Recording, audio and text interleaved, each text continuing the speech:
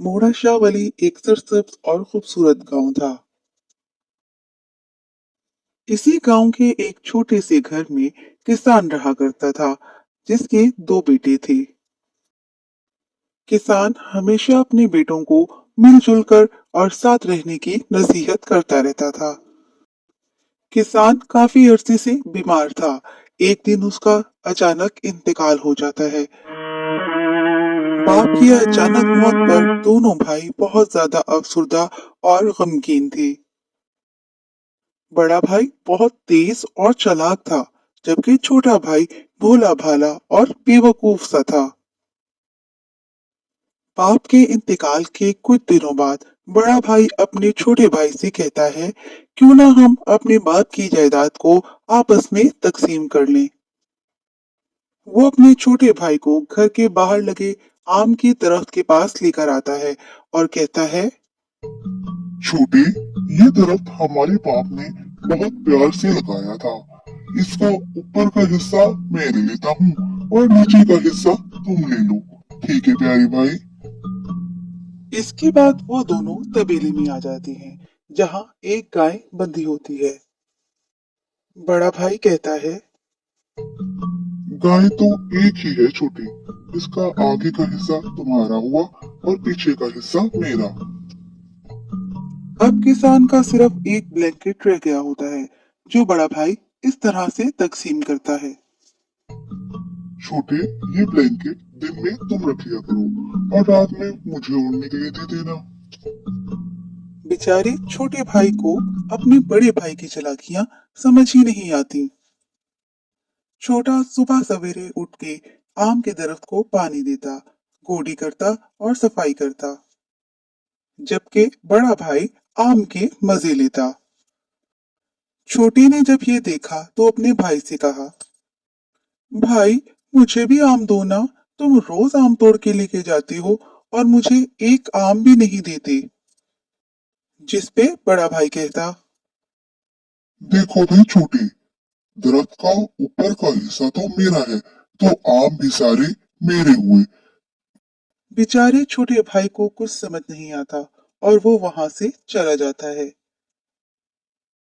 क्योंकि गाय का आगे का हिस्सा छोटे भाई का था। वो गाय को चारा डालता, पानी पिलाता। छोटा सुबह शाम बाकायदगी से गाय को चारा देता और जब बड़े भाई से दूध का मुतालबा करता तो बड़ा भाई ये कहकर मना कर देता। देखो छोटे, गाय के पीछे का हिस्सा तो मेरा है, इसलिए गाय जो दूध देगी वो सारा मेरा होगा। बेचारे छोटे को दूध की एक बूंद भी ना मिलती।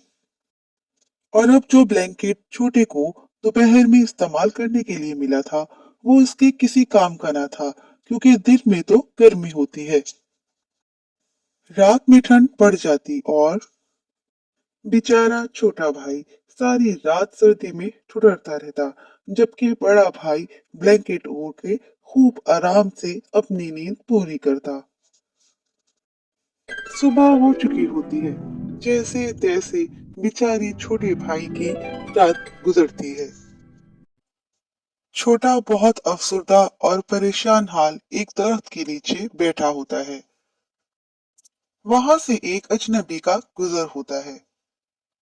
वो इस लड़के को अफसुर्दा हाल देखकर उसके पास आता है और वजह पूछता है।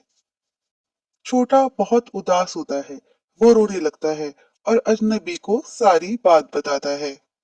अजनबी छोटे को एक मशवरा देता है और कहता है, इस पर अमल जरूर करना। छोटा अजनबी के मशवरे के मुताबिक छुरी लेकर आता है, ताकि गाय को ज़िबा कर सके। बड़ा भाई जब ये देखता है तो एकदम से बोलता है।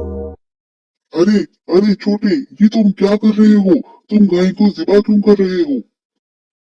छोटा कहता है, गाय का आगे का हिस्सा तो मेरा है भाई, इसीलिए मैं उसे काट रहा हूँ।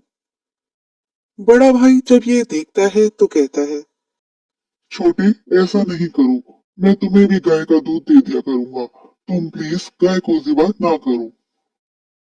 हम दोनों भाई मिलकर गाय का दूध इस्तेमाल करेंगे। ये कहकर वो दूध से भरी बाल्टी छोटे को दे देता है। ये लो भाई, इस गाय के दूध में तुम्हारा भी हिस्सा है, इसे तुम रख लो। इसके बाद दोपहर में छोटा कुल्हाड़ा लेकर आम के दरख्त के पास पहुंच जाता है। बड़ा भाई जब छोटे को कुल्हाड़ा लिए देखता है तो जल्दी से घर से भागा भागा आता है। छोटे, छोटे रुको, ये तुम क्या करने जा रहे हो? छोटा कहता है, मुझे लकड़ी की जरूरत है। आम के दरख्त का नीचे का हिस्सा तो मेरा है, इसलिए मैं उसे काट रहा हूँ। मैं इस लकड़ी को जाकर बेच दूंगा। बड़ा भाई कहता है, ये आम से भरा क्रेट तुम ले लो। इस आम के दरख्त में तुम्हारा भी हिस्सा है और ये आम तुम्हारे हैं।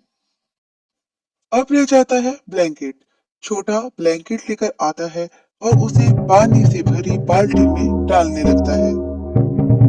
बड़ा भाई ये देखकर चीख पड़ता है।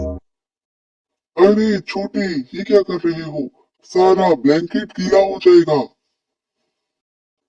दोपहर में तो ब्लैंकेट मेरे पास होता है भाई।